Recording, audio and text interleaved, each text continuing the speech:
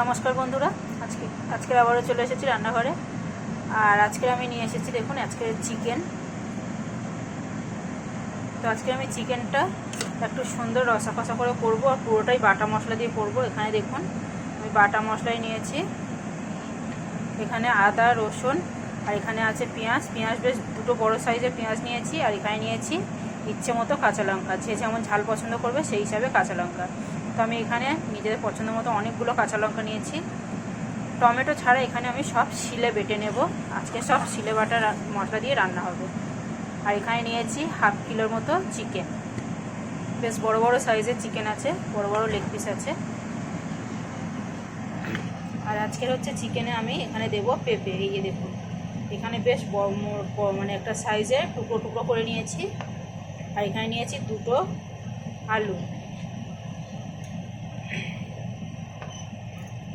আজকে পেঁপেটা দিয়েই মাংসটাকে পুরো রান্না করব। আর এখানে নিয়েছি গোটা গরম মশলা, দুটো এলাইচি ছোট ছোট, একটা লবঙ্গ, আর একটুখানি দালচিনি একটা। এখানে নিয়েছি হলুদ গুঁড়ো, জিরে গুঁড়ো, ধনে গুঁড়ো। এগুলোকেও আমি একটু শিলে বেটে নেব। আমার কাছে যেহেতু গোটাটা নেই, তাই আমি গুঁড়োটাকে আবার শিলে বেটে নেব। তো চলুন, সবার আগে আমি আলুটাকে ভাজতে দিয়ে দিই, আলু আর পেঁপেটাকে। এখানে কড়াইতে তেল দিয়ে দিয়েছি।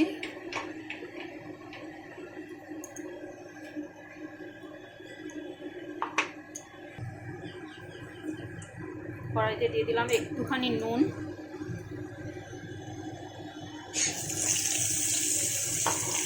এখন পেঁপে আর আলুটাকে বেশ ভালো করে ভেজে নেব। যতক্ষণে পেঁপে আলুটা ভাজা হচ্ছে ততক্ষণে আমি মশলাটাকে শিলে বেটে নিয়ে আসি। এখানে দেখুন বন্ধুরা, আমার মশলাটা পুরো বাটা হয়ে গেছে, সব মশলা বেটে নিয়েছি। আর এখানে আমার আলু ভাজাও কমপ্লিট, এখন আমি তুলে নেব। এখন বন্ধুরা ওই তেলেই একটা তেজপাতা দিয়ে দিলাম।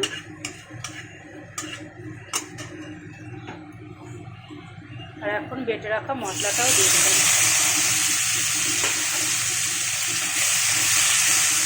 দেখুন কত সুন্দর করে মশলাটা বাটা হয়েছে। তবে বন্ধুরা, শিলে বাটার মশলা কিন্তু একটা আলাদা মজা, আলাদা একটা মানে স্মেল আর গন্ধ বদলানো রান্না হয়। কেউ যদি শিলে না বাটতে পারে তো মিক্সিতে অবশ্যই বেটে নিতে পারে, অসুবিধা নেই। এই মশলাটাকেই আমি এখন খুব সুন্দর করে কষিয়ে নেব। এখানে দেখুন মশলাটা বেশ কত সুন্দর করে নাড়াচাড়া করে কাঁচা গন্ধটা পুরো চলে গেছে। এখন এখানে এই যে শিল ধোয়া একটু জল আর টমেটোটাকে দিয়ে দিলাম, দিয়ে এবারে একটু ঢাকা দিয়ে দিয়ে মশলাটাকে সুন্দর করে কষিয়ে নেব। এখানে কিন্তু আমার আর কোনো মশলা যাবে না। এখানে দেখুন বন্ধুরা, মশলাটাকে কত সুন্দর করে কষিয়ে নিয়েছি, আর বাটা মশলা থেকে একটা দারুণ গন্ধ ছেড়ে দিয়েছে। আমি কিন্তু খুব বেশি কষাইনি, একদম হালকা হালকা করে নাড়াচাড়া করে কষিয়ে নিয়েছি।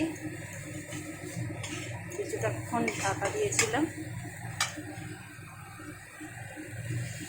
এখন আমি গ্যাসটাকেও বাড়িয়ে দিলাম।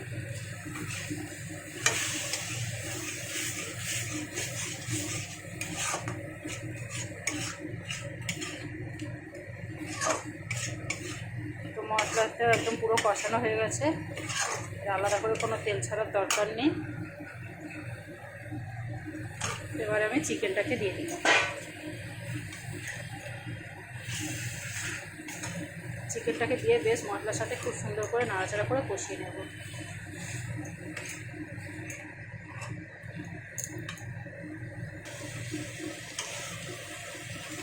দেখুন বন্ধুরা, মশলার সাথে ভালো করে মিশিয়ে আর একটা চিকেনকে বেশ সুন্দর করে ভেজে নিচ্ছি, মানে কষিয়ে নিচ্ছি। এখন আমি 2 মিনিট নাড়াচাড়া করেছি। এখন আমি নুন দিয়ে দেবো মাংসতে। নুন দিলেই কিন্তু জলটা ছেড়ে দেবে, তাই নুন দেওয়ার আগে মশলার সাথে বেশ মাংসটাকে ভালো করে মিক্স করে নিলাম।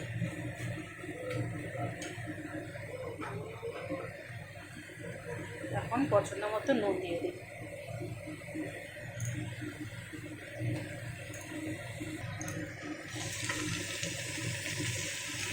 এখানে একটু ঢাকা দিয়ে দিয়েছিলাম নাড়াচাড়া করে, এখন একটু চিনি দিয়ে দিচ্ছি।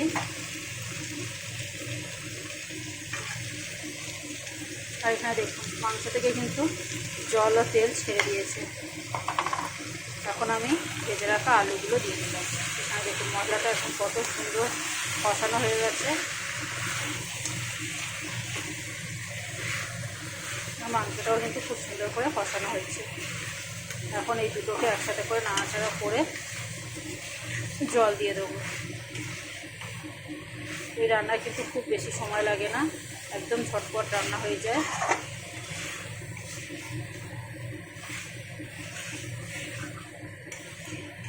এখানে তরকারির কালারটা দেখুন একদম অন্যরকম না, একদম ডিফারেন্ট, আর একদম মানে চোখে দেখলেই পেটে খিদে বেরিয়ে যাবে।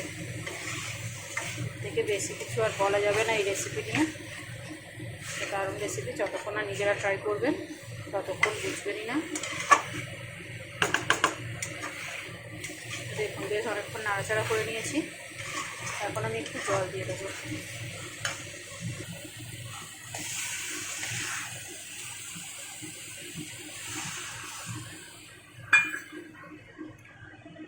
কতটা ঝোল রাখবেন, আমি তো একদম মাখা মাখা গায়ে মাখা করবো, তাই সেরকম বুঝে জল দিচ্ছি। গ্যাসটা এতক্ষণ মিডিয়ামে ছিল বন্ধুরা, এখন আমি গ্যাসটাকে বাড়িয়ে দিচ্ছি। এই যে দেখুন নিজেদের পছন্দ মতো ঝোল রাখার মতো জল দেবেন।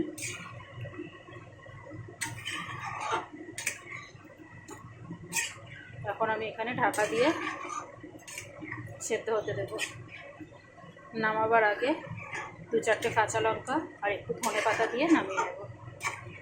ধনেপাতাটা অপশনাল বন্ধুরা, দিতে পারেন নাও দিতে পারেন।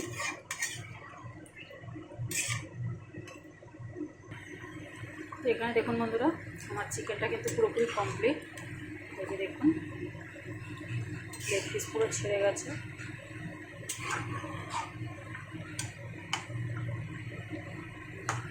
পেঁপে টেপে পুরো কমপ্লিট একদম সেদ্ধ হয়ে গেছে।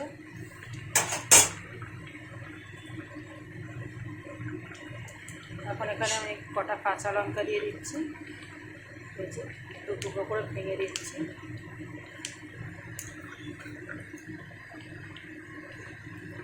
আর এখানে দিয়ে দিলাম ধনেপাতা। বন্ধুরা আজকের রেসিপিটা কেমন লাগলো অবশ্যই একটা লাইক কমেন্ট শেয়ার করে আমাকে জানাবেন। ভালো লাগলে আমার চ্যানেলটাকে সাবস্ক্রাইব করবেন। আমার ভিডিও দেখার জন্য বন্ধুরা আপনাদের অনেক অনেক ধন্যবাদ।